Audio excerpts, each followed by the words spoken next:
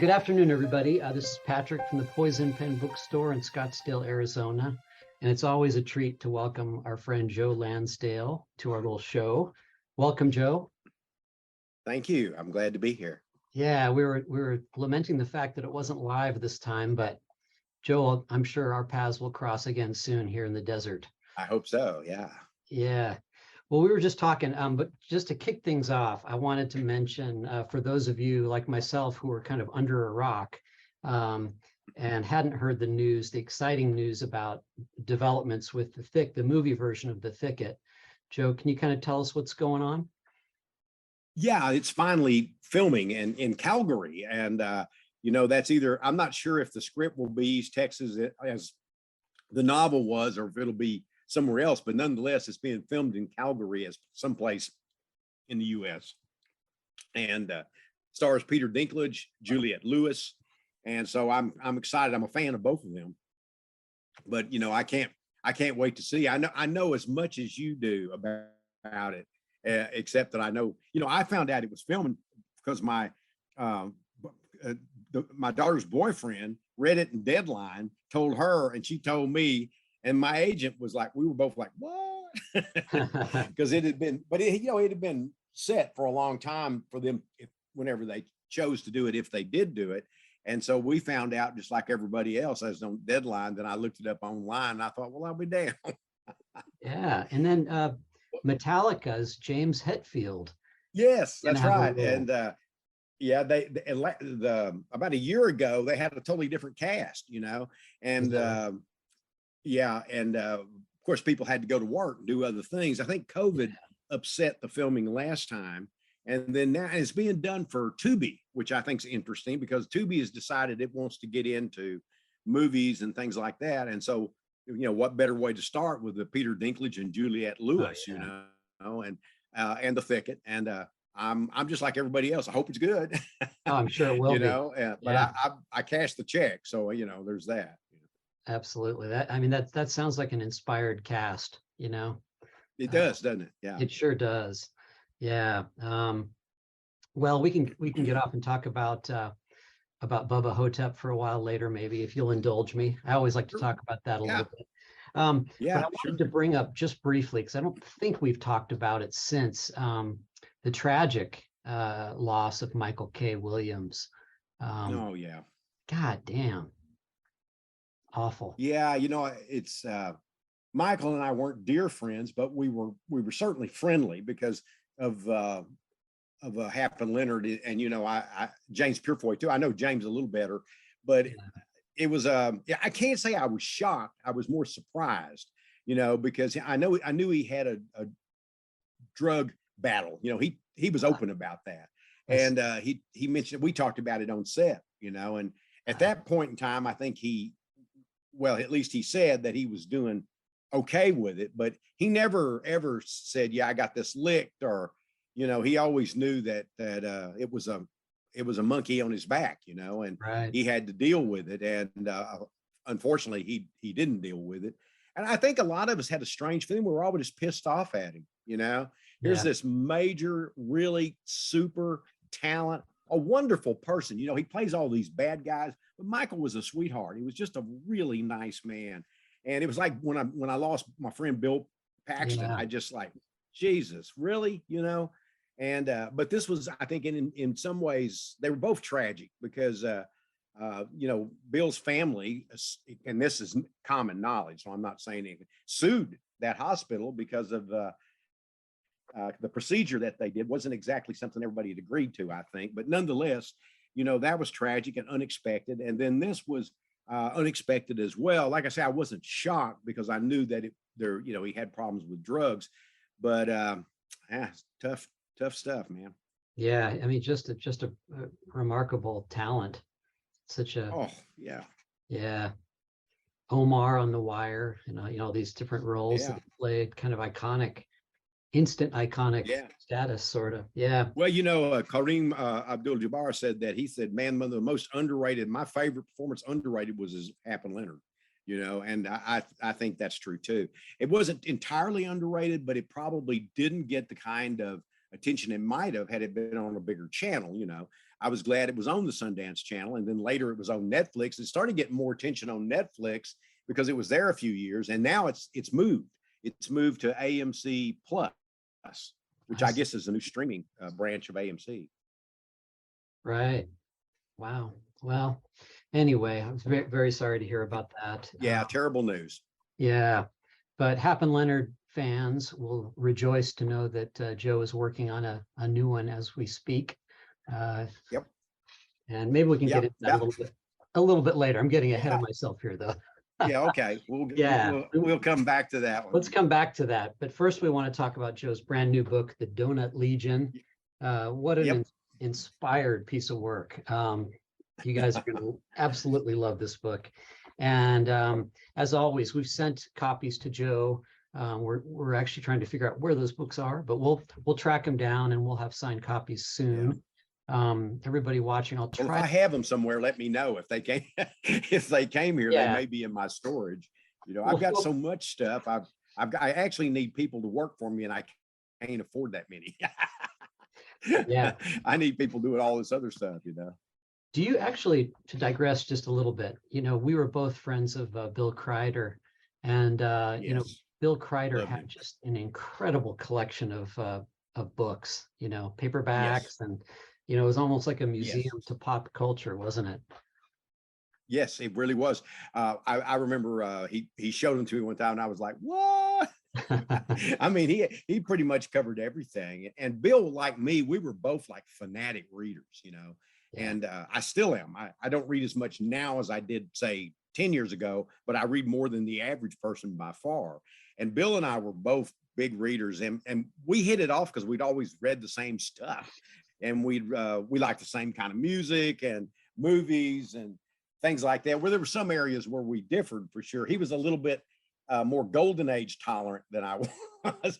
I like some of that stuff, and in fact, I've been reading some, but it's not my favorite. I sort of really like crime fiction when you get to the Chandler, Hammett, Chandler, James Cain era. That's more my stuff. But you know, I read all those other guys. I read Ellery Queen. I read the Perry Mason books. I read, you know, all that stuff. So I wanted to be versed in it. I always thought if I'm going to write in this field, I want to know what was considered good and then what was considered bad or even mediocre.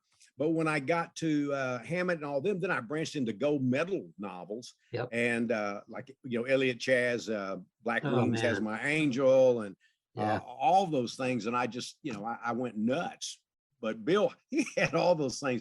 He had read them all. He and his wife, they were among the best human beings out there, you know. Yeah. What a loss. But I was just thinking about. They're lost because they're just such good people. They were really good people. Yeah. And then, you know, we could talk about Neil Barrett. We could go off on all these different tangents, but about books in general.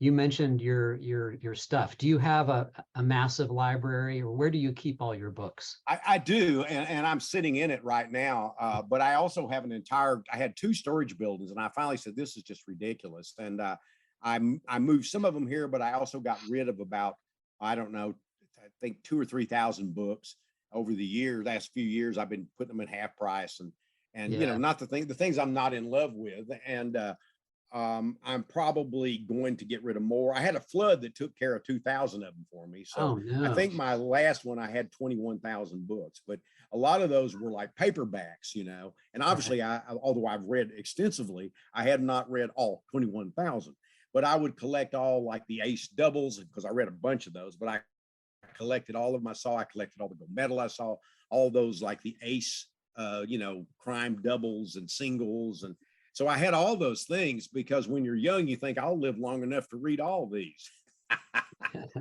And, but you know, what's really weird is my basic library here is like people say, have you really read all these books? I said, well, no, but I started looking around. I'd read about 2/3 of them.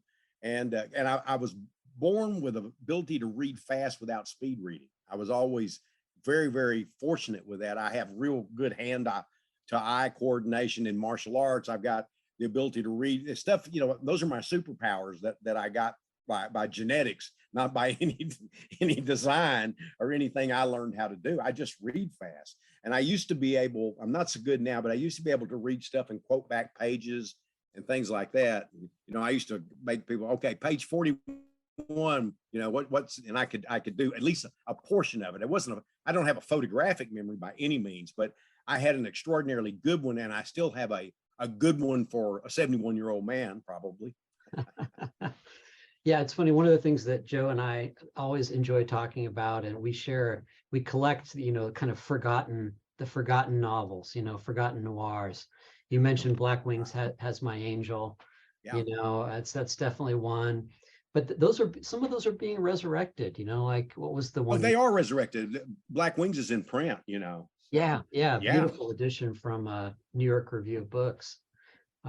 Yeah, well, the first edition I read was like this terrible, almost Xeroxed edition that somebody was selling, and they were using the photograph of the old one. So I bought it because I thought it was, and I thought it was a reprint, but when I got it, it was just like this Xerox thing.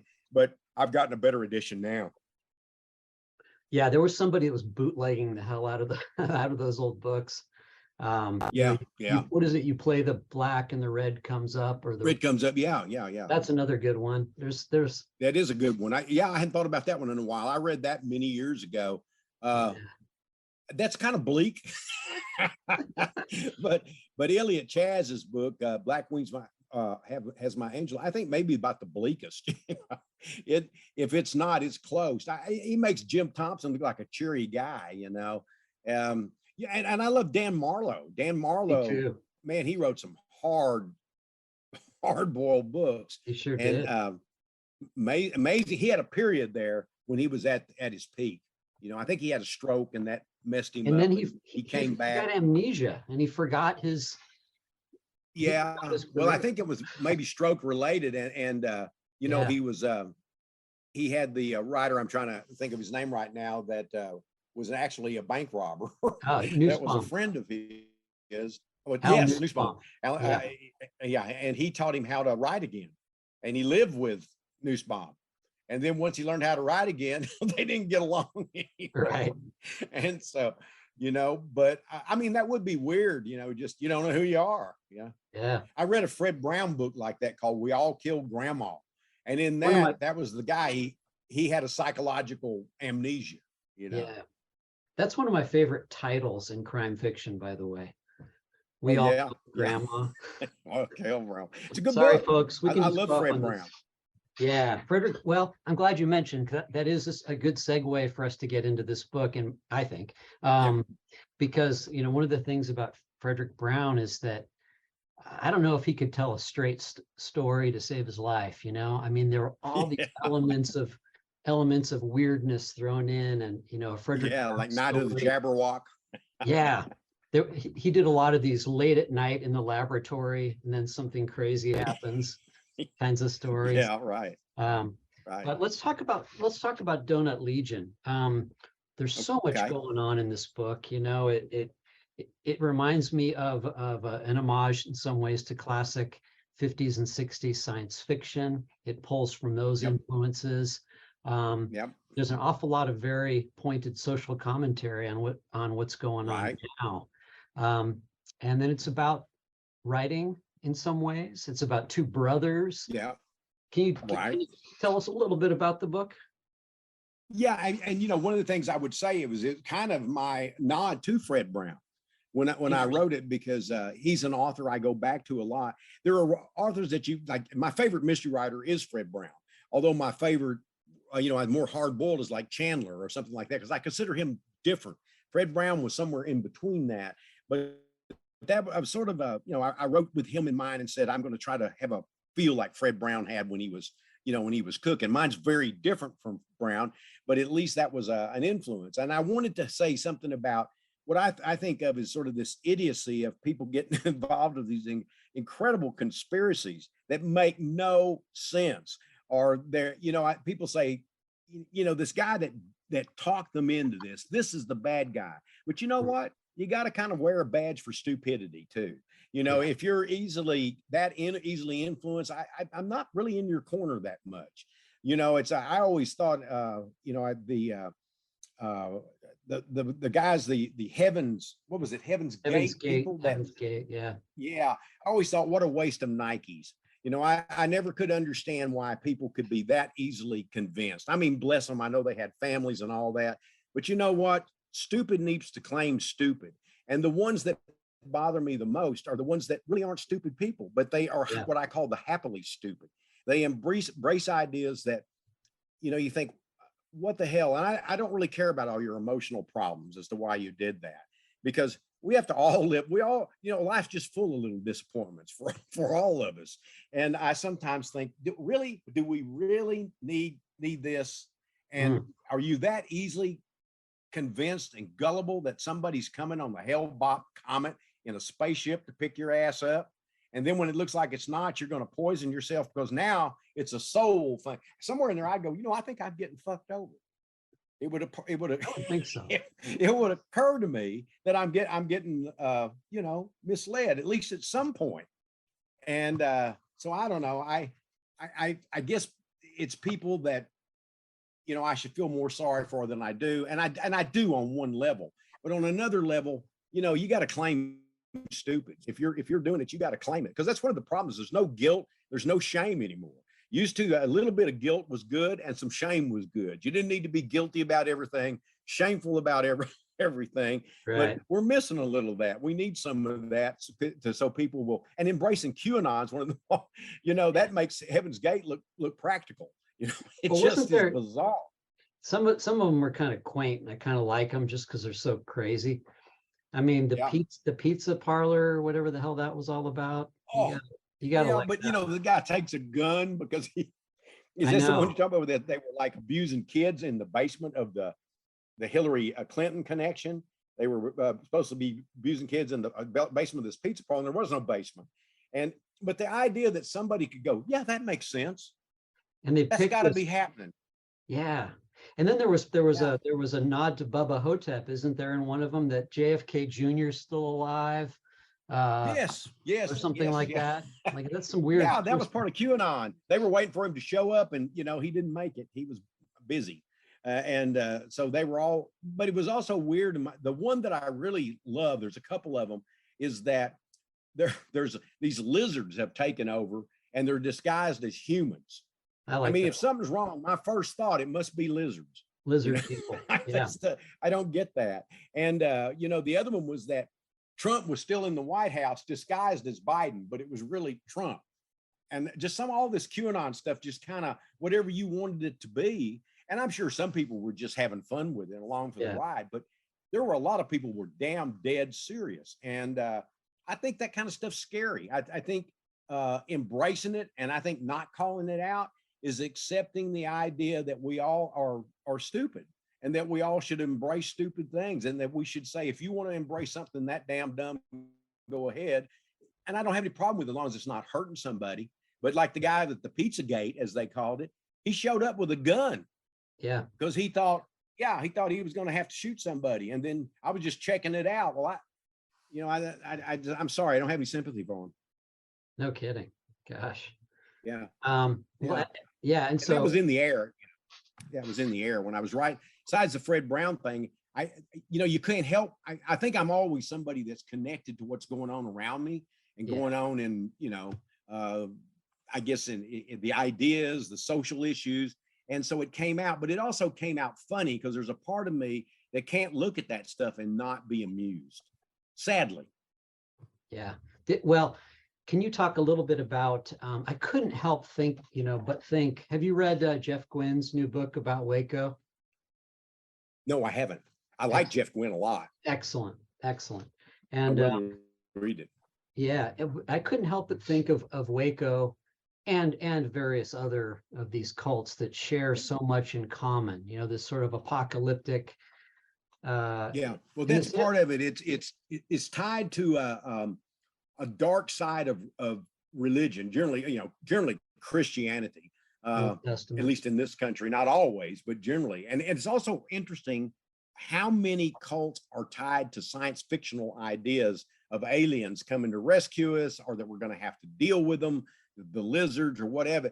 But it's like people who grew up on all these television shows that never never had a practical moment in their life. And they go, yeah, that makes sense. And I just look at that, and like I say, it used to horrify me. Now I have to be amused or I'd just go crazy. Well, didn't oh God, L. Ron Hubbard start out as a pulp writer for Yeah, he wrote Typewriter in the Sky, and he wrote a number of other Slaves of Sleep. And he was always kind of a mediocre writer, but John Campbell embraced him, and John Campbell was the editor for Astounding, which later became Analog. But he was caught up in all that, and a lot of it too is that not only was this whole thing about there is nothing really wrong with you, be it mental or physical, if you can find this moment to look inside yourself and see those problems. And if you have cancer, it's your fault. You're just not, you're not clear. And so people's holding cans. I always try to imagine Tom Cruise holding the two cans. It amuses me to think of that. But I just thought, here's this guy, L. Ron Hubbard and John Campbell, one of the great editors of science fiction, and even Heinlein was peripherally involved in that too. And Really? Von Vogt, Von Vogt was a big proponent of it. And in fact, a lot of it came out of Von Vogt more even than Hubbard, because he was doing that idea of the secret Superman.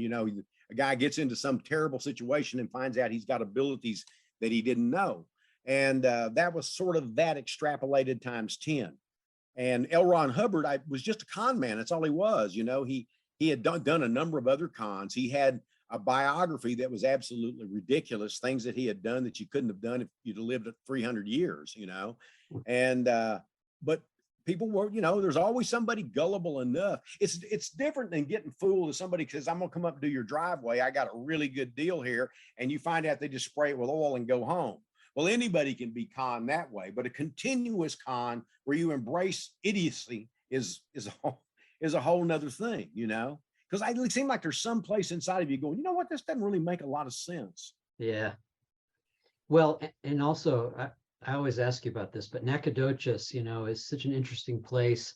I've never been there, only been there through your work, but wasn't it a crossroads of medicine shows? Spanish, French, Native Americans, the Anglos, everybody, they were, I think we had 6 flags, including the Confederacy. There were 6 flags over Texas, and I believe that was one of them. I know that was one of them. And we had the Fredonia Rebellion, where a guy tried to take over, Texas and to I guess to kind of rule Texas. And but it's an interesting place. As Davy Crockett stopped there on his way to the Alamo, they asked him to be a politician, and he turned it down. I bet when the Mexicans were coming over the wall, he thought, I really should have taken that politician job, because the Marx Brothers got started there. They were a singing group, and the old Opera House is still there, where they performed. And there was a mule fight out in the lot, and they were such bad singers that everybody went out and watched the mule fight. And so when they came back, watched the mules kicking each other. And when they came back, the Marx Brothers started making fun of them. Nacogdoches full of roaches and stuff like that. And it caught, and people thought they were really funny. And Groucho talks about it in, I think it's Why a Duck, if I remember right. Really? And so without Nacogdoches, you don't have the Marx Brothers, So would there be a lot of, traveling medicine shows and revival? Yeah, back in the past, like sure. Even when I was a kid and when I lived in Mount Enterprise, I remember faintly not a sort of like bread truck design thing that came, and they let the back down, and they were selling, this weird medicines and stuff like that. And it was part of a show too, but they were dead serious about what they were selling. I remember seeing that when I was a kid, and it didn't strike me odd, because I didn't know I didn't know anything else. People were still using mules to plow, and you would see people, especially black farmers, because they didn't always be able to afford like a tractor or something like that. And they would have the mules in the back of the old feed lot. You had a turnaround where you could turn the mule around. That's why a lot of towns in places, especially Texas, had that big circle, because you had to take that mule, all horses, all the way around if they were pulling a wagon. You couldn't back it up like a car. So there's a lot of that stuff that's that's fascinating to me about the small towns in Texas. And there's always that undercurrent of the past. You know, what was it? Faulkner said that, you know, it's not in the past, not even the past. You know, Yeah, right, it's still what it is. Yeah. right. And here's much more progressive now than it was 10 years ago, but progressive here is a little different than maybe somewhere else, you know. So, um, I imagine you had an awful lot of fun coming up with the origin story of this particular. It's a flying saucer cult Yeah. that raises money through all sorts of donut shops in town Donuts. and Yeah. various other businesses, and it's just a wonderful setup. Yeah.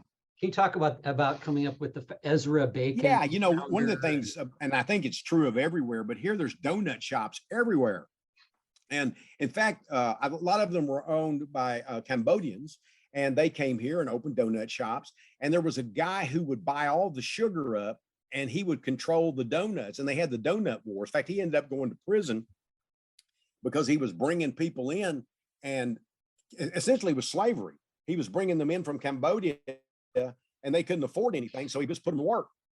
And these shops are still here. I like to think that's all changed. Good grief, let's hope so. But he went to prison for it. But these donut shops are amazingly successful, and they're everywhere. I mean, you get up. My agent was going to surprise me by having donuts delivered on the day the book came out, and he called, and there were so many donut shops, but I lived so far out of town they didn't deliver. So that was, but it was interesting that there were that many donut shops here.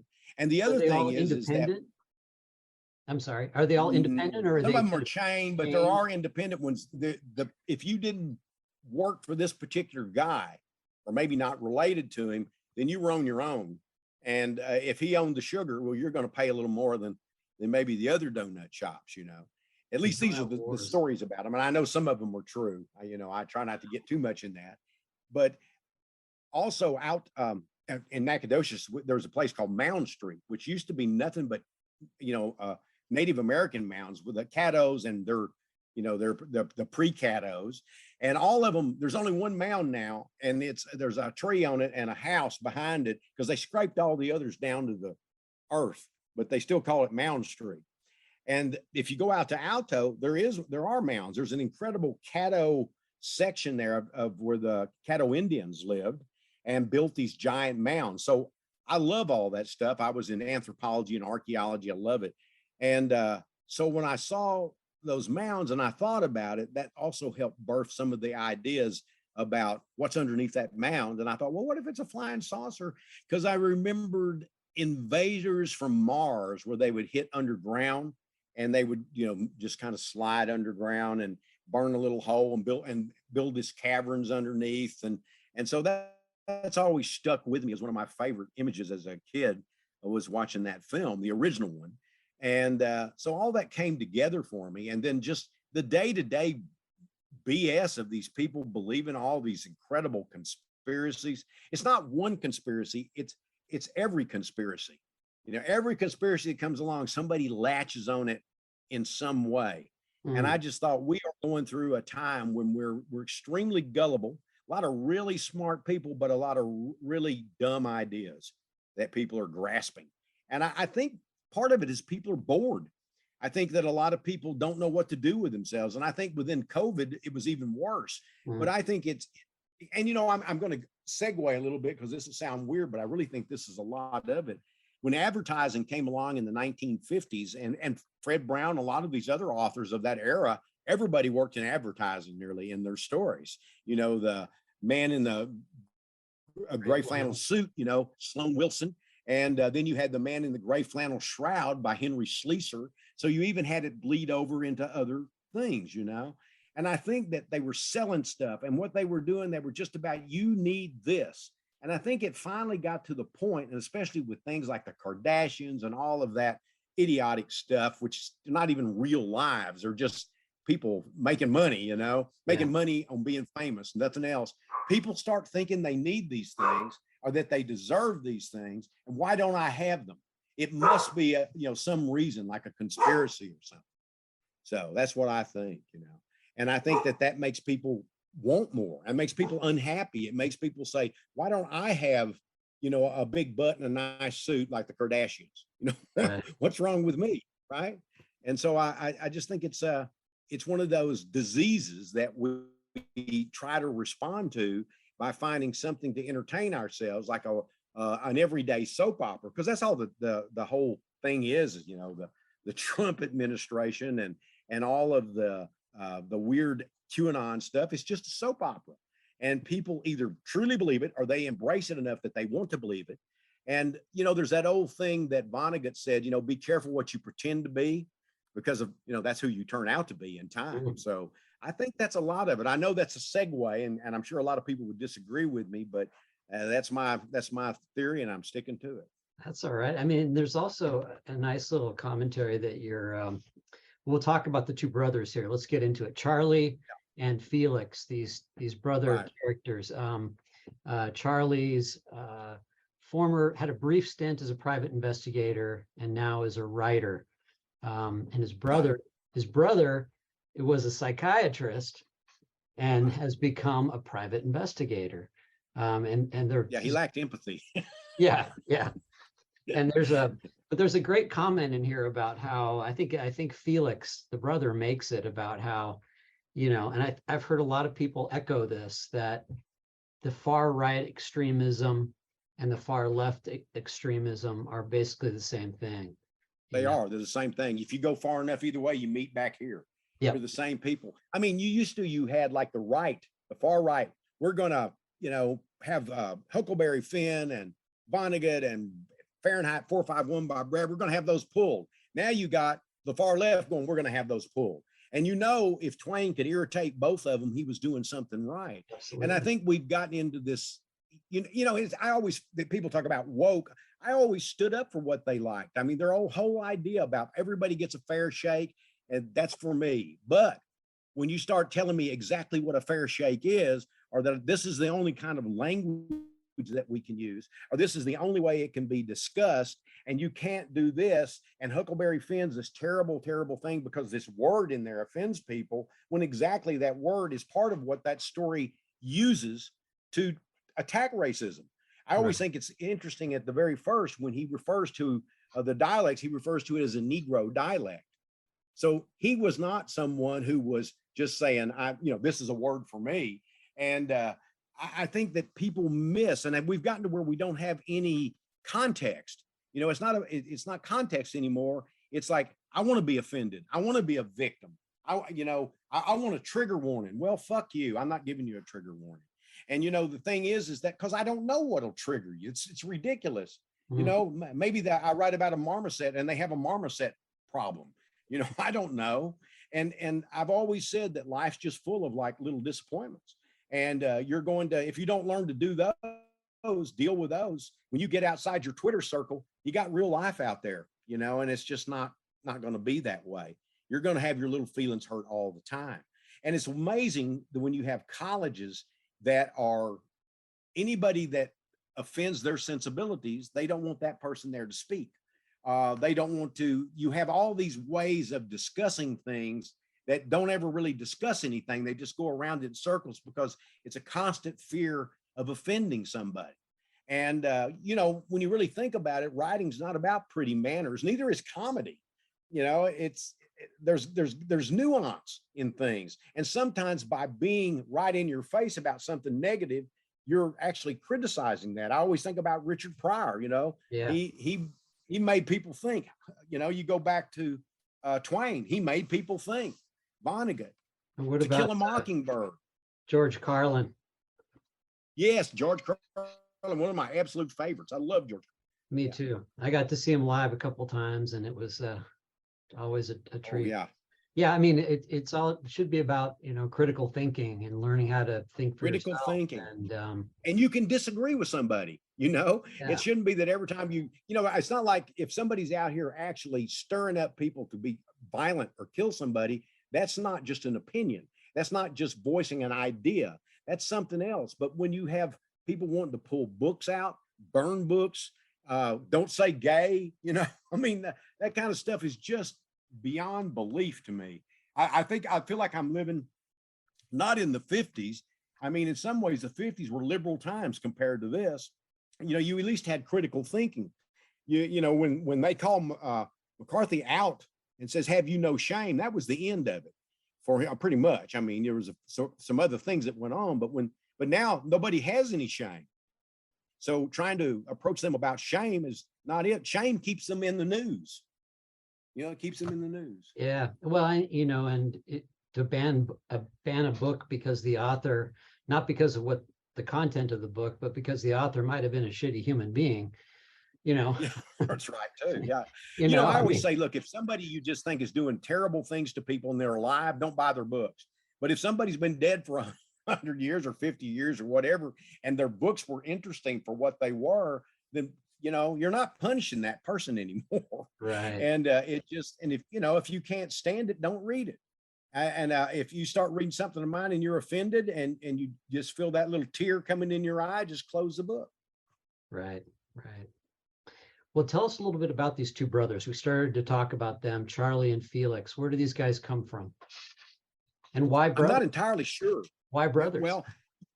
Well, I have a brother, my brother's 17 years older than me. So it wasn't like we played ball together. We grew up like only children, both of us, because we were raised. By the time I was born, he was out. He moved out of the house. We're close, but we didn't have that kind of relationship. But for some reason, I thought it would be interesting if they were brothers and that there was this difference between them, but yet they had this familial connection. And I thought that made it more interesting. Instead of like Hap and Leonard, who have become brothers, here's people that are brothers. And they're very different from one another. I mean, there are probably elements where they're the same, but they're very, very different. And they have different lives. They have different expectations. Felix is pretty much a straightforward kind of guy. But I think he's kind of funny, but he's straightforward. And Charlie is, he's kind of the thinker of the bunch, in spite of the fact of Felix having been a psychiatrist, because he wasn't suited for that work. That was not something he really should have been doing, Yeah. And I just thought it was a good contrast. Yeah. Well, I was going to ask you about the notions of brotherhood and friendship and playing that off with Hap and Leonard. But also in the beginning of the book, Charlie, I think it's like 3 o'clock in the morning. He's sitting out on his patio, and someone comes to visit him. It's very early on in the book, but it's kind of the key scene in the book that gets the whole thing rolling. It is. Can you talk about that a little bit? Well, I wrote it in such a way that you can kind of look at it in more than one way. Although for me, I think it's clear that it's one thing, and it's a good story element. It's not necessarily something I would believe personally, but that's not what good storytelling is about. And so to me, I also left in the fact that, for reasons maybe I don't want to give away in the book, that it could well have been a delusion, but because sometimes I've noticed when people will think I had this great, premonition. I thought of when I wrote Read My Lips of Batman, a guy called it a premonition. And I thought that was funny, but anyway, premonition. And what it is a lot of times, it's just that you've got that person on your mind. There's all kinds of connections, and you start looking and you see why you're thinking this, why you're worried about someone, why you put it in this kind of formation in your head, So I played with a lot of that, but I just thought it was another Fred Brown approach to taking this kind of quirky opening that could be a visit from a ghost, and it could be something else, but it definitely starts the ball rolling. And so what is it, just for the people watching, who comes to visit him? Is that a spoiler? Oh, it's his ex-wife who he's still very much in love with and thinks about. And she's, one of these not necessarily a serial marrier, although that's part of it too, but she's always trading one person for another. She likes the idea of being in love, but once it becomes a daily thing, then it's like, where's all the romance? Where's all the excitement? Where's all the joy? Where's all the mystery? She can't deal with essentially what are adult situations. She still likes that sort of teenage aspect. And so he knows this, and he knows that that's not something that could be worked out with them, really, or they would have worked it out. But he still loves her because she is a very sensual, kind person that he has a history with, you know. And I think that that also helps fuel what goes on from there, and why it's so important to him. And you know, and then of course he meets another lady, but he's still got feelings for his first wife, even though this other lady is a very interesting character, and he does come to care about her as well. Scrappy.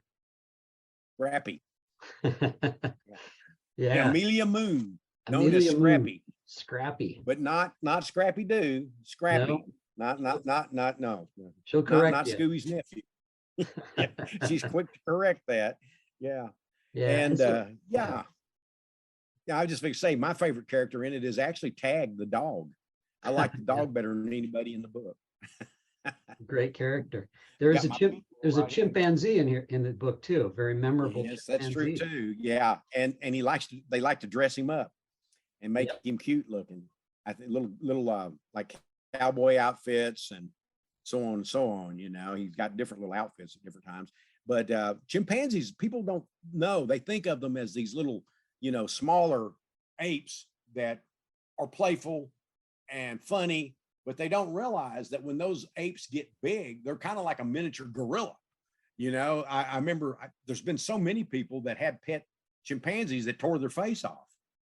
And one of the more famous ones was a lady that had a birthday party for her chimpanzee with her friend. And for some reason, the chimp went crazy and jerked her face off. Literally, she had to have a new face. She actually, I think they put a face transplant because it actually just ripped her face off. I think it ripped her hands off, ripped her face off, because they're incredibly strong, unbelievably strong, and they can be horribly vicious. And so they're not exactly a pet, or shouldn't be. And when I read that article, it stayed with me, and I thought, what a wreck birthday party. And so I figure he never had another. But you know, that's just so strange to me that people would not think that this beast that's gotten so big. I mean, I can understand having the affection for it because I love animals of all kinds, you know.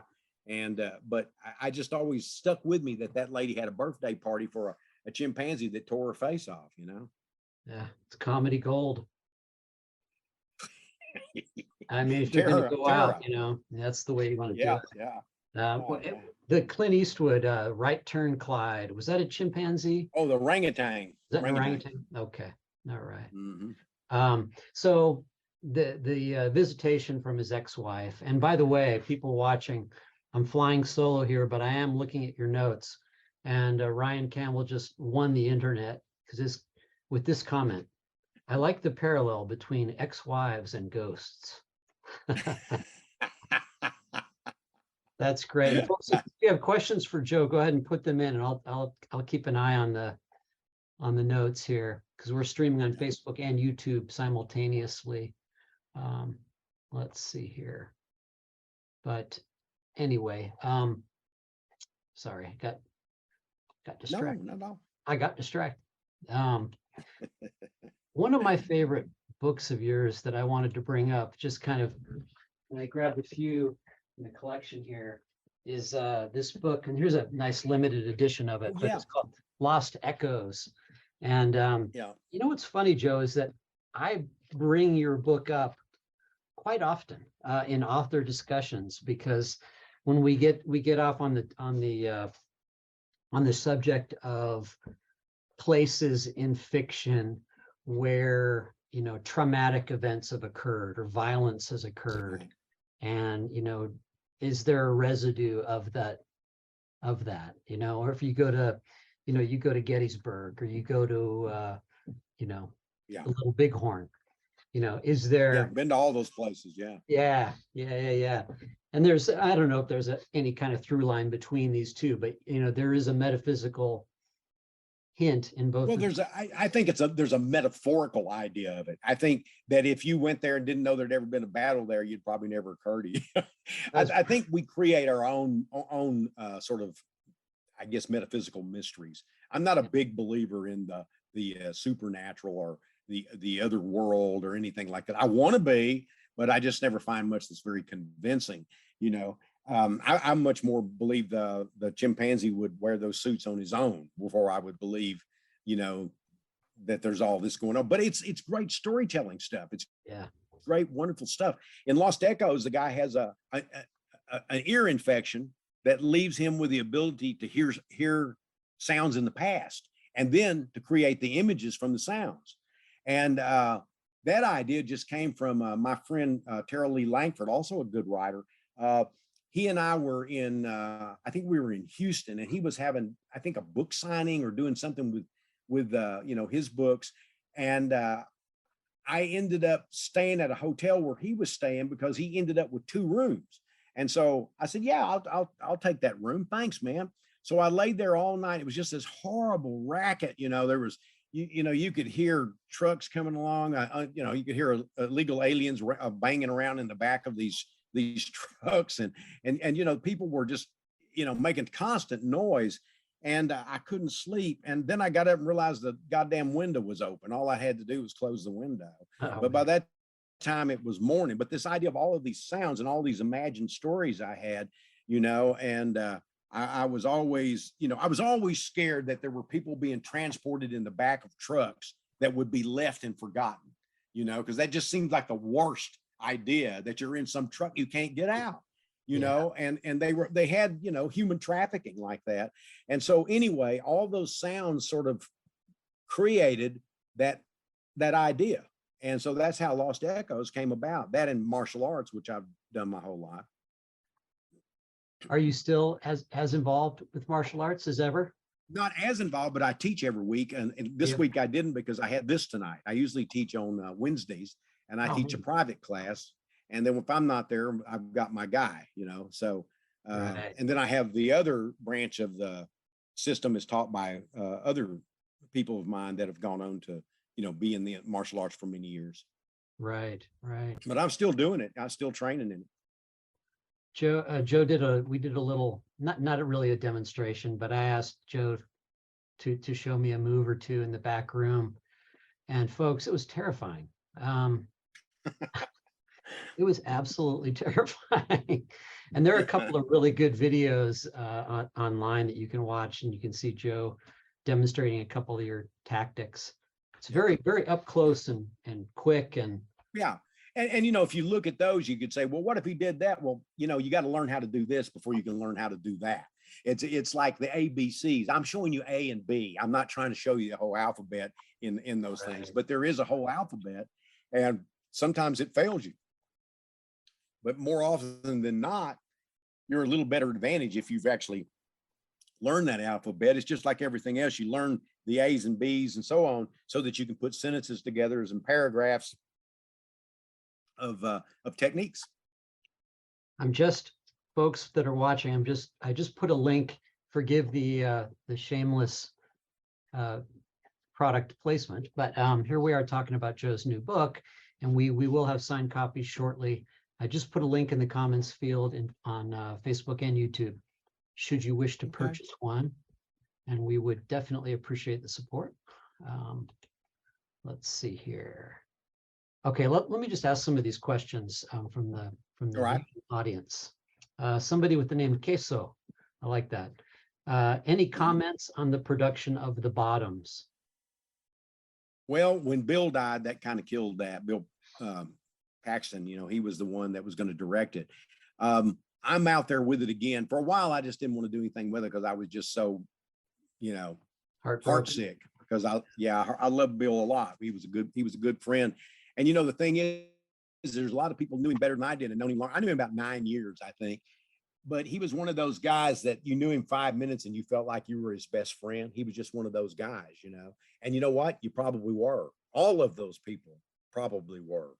He was a really sincere, good man. And we had a Texas connection because he was from Fort Worth. We kind of knew, and we both had a lot of, he had all those same sayings that I have. I thought, wait, man, that's mine. You know, he'd have those funny metaphors and similes. We both talked in those things. And so that was that was interesting, you know, because he was known for that in the acting field, and he made up a lot of the stuff that you would see like in Game Over, Man. That was, you know, he made that up in Aliens. And he told me, he said, I'll be honest with you, what I do is I would make them up before and I would have them in my head. And so then when the moment came up, I would stick it in there, you know. Right. Oh, that's great. What a good guy he was. He sounds like it. Yeah. Yeah. Yeah, he was a good guy. A friend in Italy, a young lady named Stefania, who watches a Okay. lot of our program, really cool lady. She says, Mr. Patrick, can you ask Mr. Lansdale if he remembers a crazy girl who was crying in front of him when he went in the city of, is it Ravenna in Italy last year? I That was do. me. I do. I thought she'd been hurt somehow. It never occurred to me the other. I do. Lovely person. Yeah, Lovely person. yeah, one of the best Very memories sweet. of my life. Yeah. Yeah, yeah. Your Well, I books do remember you. your books do really really well in Italy in particular, right? In France Yeah, and other yeah, countries. yeah. Well, other places, but Italy is for foreign sales. Italy is the most.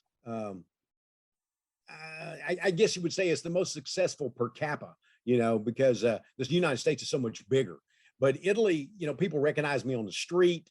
Really? I've been, yeah, was over there early in my career, and I would see myself on magazines on the rack and stuff, and I would go, "Wow, that's weird," It's got you to be know. kind of And surreal. yeah, yeah, yeah. There was a magazine Vogue, and I was in that, and I told Casey, I said, "Well, I beat you being in Vogue." She said, "What were you in Vogue for?" I said, "Well, Speedos, of course." She was like, "Daddy, no." No, they just did a photo and an interview, I think. You know? It is kind of funny, watching some of the interviews when you're in Europe somewhere, and you're always listening for the translation and then responding. And you must do Yeah, that all over Europe, right? yeah, yeah, yeah. You do, and uh, Germany, France, you know, you name it, all the different places you go to, you do that. But sometimes what's fun is you'll go to a place where there's like a university or something. I think one of the places, the University of Rome, I gave a lecture or something. But you also have places where a lot of people speak English and they're studying English and they're studying English literature maybe or something of that nature. And so that can be a little easier. But sometimes you think you're making yourself clear and they're understanding it, but they're not interpreting it. And, you know, they're doing far better than I can do. I can't, you know, I can order a cafe Americano and that's about it. You know, that's a cafe Americano, but they do wonderful. I mean, they're far better at language than we are. That's for sure, you know, but it is funny sometimes how things can be misinterpreted and misunderstood. It's funny, our mutual friend Jim Salas, Yeah. also he's also big over in Europe, and Yeah. he We met in Italy. did you No, no, really? I think I met him actually in Scottsdale. I think either or Phoenix. They had some Yeah, kind of thing there, and Dutch Leonard probably. was there, and Bill Yeah. Kreider. I forget, but we may have met kind of in passing. But we spent a lot of time together in Italy. My daughter was over there singing. You know, she was in part Yep. of this thing, and Jim plays blues, and but they Mhm. also crossed it with literature, and so it was a real interesting thing. And that's how I got to know him and his wife. They're great people. Why can't they do that here in this country? I know. Yeah. Let's see. Yeah, Margaret Westlake says, I Oh don't yeah. know any relation to the great Donald Westlake, but I play board games on an online forum, and the Italians online always know who Joe is when I ask. Often also Casey. That's cool. Yeah. Yeah, Uh, she had a following for her music over there. really? Oh, great. Yeah. Yeah. Yeah, she performed over there. Yeah. Okay. Judy would like to know, what's Joe's favorite kind of donut? Oh, I try not to eat them. I actually had one on the day the Donut Legion came out. My wife and I had a donut, and it was the only one I could find in at Walmart because the donut shops closed at 11. So I bought us a piece of donut. It was a frosted cake donut, but I don't think I anything with chocolate on it. I like a donut with chocolate. You Yeah. know? Okay. Classic. Classic. Now, the local Dairy Queen often figures in your work. When was the last time you actually had anything from a Dairy Queen? 20, quite a few years ago. I actually was a secret shopper for Dairy Queen back in the 90s. And what happened is that my wife was wanting to quit her job, and I was doing pretty well as a writer, but I was nervous about it. So I thought, well, I'll have this as a side thing. So I would go to different towns and go in and buy a DQ dude, is what they had me doing. And I would taste it to make sure it was good. Then I'd go check, make sure the bathrooms were clean and the lights worked. And then I would fill out a little form and then they would pay me. But they would take so long to pay me and it was such a small amount. I said, what am I doing? Because I've always I kept all my janitor materials. So in case I had to go back to be a janitor, I had this thing going. I taught at the university and was hoping that, well, what if things go bad? I'll have to do that. And one day I looked up and I thought, what am I worried about? I'm well enough off. I've got enough that I don't need to be worried about going back to the aluminum chair factory. But I think coming from being poor has a lot to do. Dean Koontz once said to me, once poor, always poor. And there's a certain truth to that. I think some people are more fanatic about it than others, but I'm very happy. I'm not rich, but I'm comfortable, quite comfortable. And you can do, whatever you want to do, Pretty much. And, I've got great kids and they're both in the industry now. My son's a stockbroker and he writes screenplays and has had a couple of movies made from either co-writing or his own. And right now he wrote a script from my story, The Projectionist, which I'm supposed to direct if that works out. And that's looking better all the time. And that would be my first directorial and probably my last if I do a bad job of it. But I want to do that one. I feel very certain that I can do it. I understand directing enough to do it. And I know I'm smart enough to know what I don't know and to hire people to help me, Right. Well, this good DP, things like that. Yeah. Well, that's kind of a good segue for this question. This is a first for me anyway, probably not for you. Ryan, he says, I'm here for a grade for my English comp class. Yeah, I usually read nonfiction, which is based on a lot of research. I was just wondering, how much research do you do for your books? I don't do much conscious research. You and I trade books like on the Old West and different things like that. We're like, hey, have you read this? And so it's stuff that I've read that I'm interested in that then will sometimes develop into the fiction. So it's not necessarily conscious research, although I may go back to it to find a date or an incident to, square it up with what I'm writing. But most of my research is just out of my own reading experience. Let's see. I can't pronounce the name. But anyway, the question is, after hearing your sharing, I really wonder about your mindset before starting to write a book. How is the process? I get up, I go upstairs and I start writing. That's it. And, I get up and I have breakfast and I feed the dog. The dog's got to be fed, got to go out. But after I do that, then I usually have like, Cheerios or something like that. And I bring it up here to the desk where I'm sitting right now with a cup of coffee. And I will kind of look at the day's headlines. I don't watch TV. I don't even have news channels anymore. Got rid of them. And I read the headlines and then I go in to look at my email, make sure there's nothing there that I, don't need to answer. Then I go to Facebook and do some promotion there and answer people that write me. And that all takes about 30 minutes, and maybe 30 minutes for the dog and breakfast. And so then I start writing. I usually write about 3 hours, and either that 3 to 5 pages is my limit. But like today, I did 9 pages this morning. And sometimes it has to do with it being more dialogue than others. And then sometimes I'm just cooking, but I polish it as I go. So when I get done, when I have to go back and go over the book, I don't have as much to do. I'm not really doing a second draft. I'm doing one draft and a polish. But if you think about how much you throw away, in the sense you're not really putting it in the trash can, but you're correcting it constantly on the computer, I'm actually probably doing a lot of drafts in a single day of that particular segment I'm working on. There's a point in the book here. There are some neat little comments about writing and the writing life, And you talk about that, you can't wait for the muse. You are the muse, Yeah, you're it. Yeah. Yeah. This may be I mean, some controversial. people believe it's some sort of spiritual thing or whatever, and more power to them. But I Yeah. believe it's you. You have to show up and go, okay, it's time to go to work. And the thing is that the more you do it, the more the muse shows up.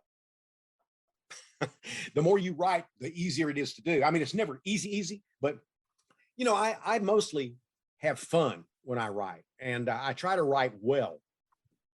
I'm very interested in style.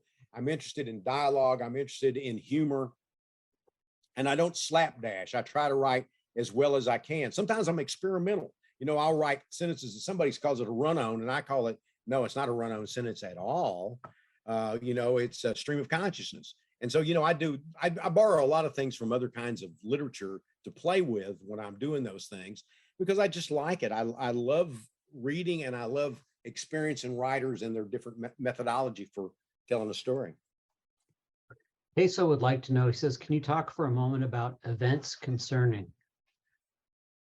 Oh, that was fun. The events concerning a nude foldout found in a Harlequin romance I wrote back in the 90s. And I wrote it for an anthology Karen and I were editing. And the deal was I had to do a story for it. And so I said, okay. So I wrote that, and it won the Bram Stoker. And so then I thought, wow, that's kind of cool. I like those characters. And I never wrote another thing about them until last year. And Subterranean Press, Bill, he asked me, he said, would you think about writing another story about these characters? So it's kind of a novel, short novel. So I did the events concerning two stabbed clowns in a bloody bathtub. And that was kind of the sequel to it. And it picked up just like it, it's just like I hadn't left those characters at all. I would like to do one more, the events concerning the one-legged dog, or something like that. I forget. Oh, the curious disposition of the one-legged dog. And I would like to write that one.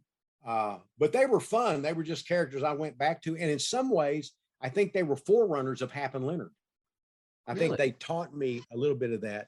And, if you look at it, the same DNA is kind of there that are in Hap and Leonard, and the same with Felix and Charlie. They're all different, but there's a kind of DNA that I wanted to be there. I wanted there to be a certain East Texas connection. I wanted people to feel that, that there was a symmetry between these characters. And there's, Casey's bailing on you, by the way. She says, thanks for doing this, Patrick. Bye, Daddy. Sushi calls. So she's going up for sushi. Sushi calls. Yeah. I don't blame her. I'd do sushi first. We'll wrap it up. Online. Yeah, we'll wrap it up. But I just it's always such a fun time talking with you. But I wanted to ask you, you mentioned the characters in the new book, and Amelia Moon, Scrappy, the female character that's the writer, a classic Lansdale character in many ways. You have written about so many headstrong, just kick-ass female characters, true. I love strong female characters. Yeah. Scrappy to me too, though, was, I just thought she was eccentric and interesting, just the whole thing about sandwiches have to have chips. You got sandwich, you got to have a chips. And just all these little bitty things. And the whole thing about the ant farm, it's just this bizarre viewpoint she had about the ant farm. And I just thought that she was an interesting character. And she wasn't based on anybody in particular, but I just, different people I borrow little things from. I've had those kind of conversations with people like, I think, are we on the same channel here? I'm kind of following you, but I think we're tuned into different channels, and so I thought she was curious and fun.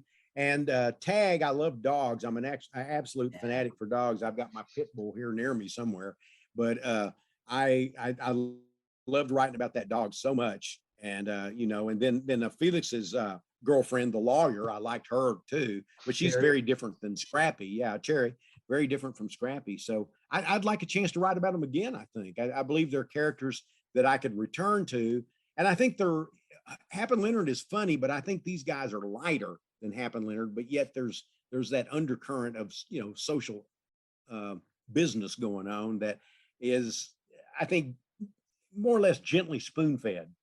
and so I kind of enjoyed that. Felix kind of reminded me of your descriptions that you've made of your father. Yeah, he was based on my father some.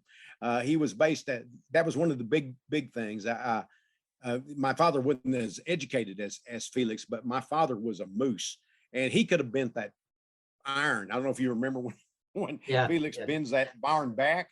My father could have done that, and did do that. I mean, I saw him do things. Folks, if you're interested, I won't subject you to this, but I've asked Joe, and he's told me some wonderful stories about his dad, including a very memorable one in the garage one day when his father attended to business. And that's on one of our interviews. You can look it up on YouTube. Yeah. I also turned it into a short story, and most of that story is really just real. There are things I did to make a story called Apollo Red, and it's a half story. It's in one of the little collections. And also, I've sold a memoir, and I'm writing that memoir part-time.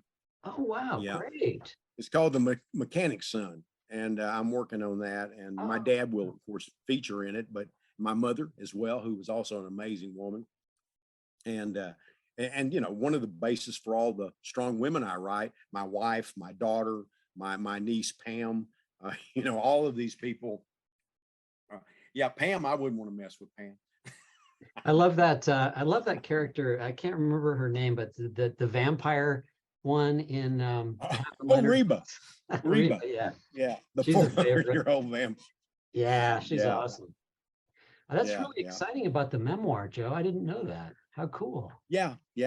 I'm actually running behind on it because I have to, do stuff to finish out contracts. And this is a contract too, but I had a little more time on it. But because I had a little more time, I've gotten a little bit behind. So I'm hoping that I'll have it finished by the end of the year. That's the plan. They plan to publish it next year. So they said I had to have it finished, but it'll be when it is. That's all there is to it. Who's publishing it? What do they call themselves? The name changed. It was originally something else. I think it's a branch of Stygian Sky. Okay. So it's a new publisher. They're doing a comic by Casey and I based on our characters from Terra Is Our Business. Oh, great. Awesome. Yeah. Well, let's see. Yeah, Thomas Kellogg just asked, who's the publisher on the memoir? Exactly. So he just answered that one for you. Let's see here. Well, any last thoughts or questions? Okay, wait, here's something. Okay.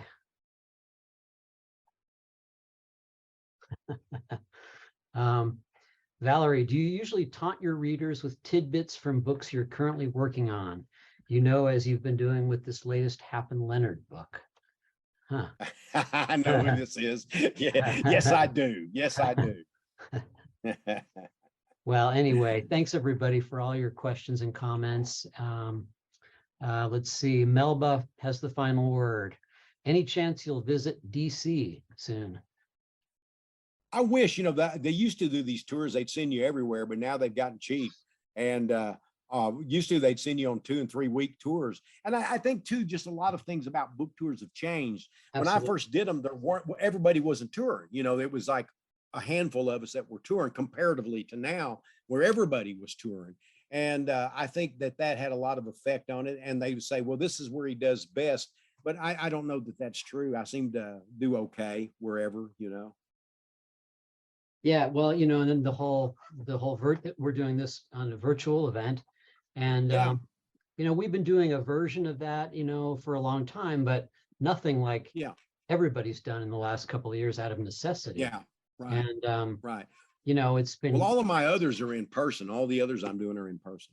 God damn it. Not this one. Anyway, that's too bad. Yeah. But by the same token, here we have people around the world tuning in, which is a really wonderful thing. Yeah, but we're not. But the thing is, when this is over, we're not getting tacos. That's true. Well, I might. Yeah, you might. There is that. Yeah. Well, Joe, as always, it's been great to talk with you. And thanks everybody for tuning in. And if you don't get it from the Poison Pen, get it somewhere. New copy of. Oh, and I've got this bit of evidence. I was going to ask you, who was the guy, that author who, and I think is it Whitley Strieber or Strieber. There's a Whitley Strieber. Yeah, yeah. Was he the He one was the who one that thought he was claimed, kidnapped by aliens or something. Yeah, and he believed? communion and yeah. Oh well, yeah. I think he did. I mean, I don't honestly know, but and he finally just went over into doing that kind of stuff, you know. And he was a big best-selling horror writer for a time, but his interests were in being kidnapped and talking about aliens, you know, using salad spoons to open his butt or something. I don't know. But anyway, it went off on a trail that didn't interest me. But he, you know, he did The Wolfen's one of his more famous ones, The Hunger. You know, they Yeah, made films out of both of those too. right, right. We end on a curious note. But anyway, have a great night, Joe, and we'll talk You soon. too, and thank you for having me. Thanks everybody for I tuning enjoyed in. it. All right, good night. Hello. We hope you're enjoying our programs and podcasts with authors. We'd like to expand them, and your help would be appreciated. Please make a donation at poisonedpenfoundation.org. 100% of the proceeds will go to help connect authors with readers in this difficult time. Thank you.